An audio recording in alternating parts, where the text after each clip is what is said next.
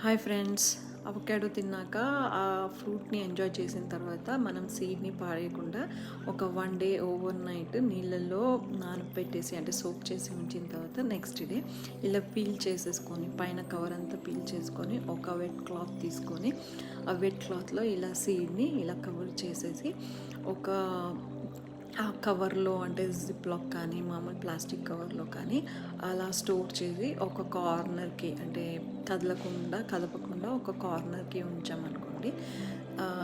So అది లోపల చెట్టు అన్నది జర్మినేట్ అవుతుంది, అంటే సీడ్ జర్మినేషన్ అంటారు కదా, జర్మినేట్ అవుతుంది. చిన్న చిన్న మొక్కలు వస్తాయి.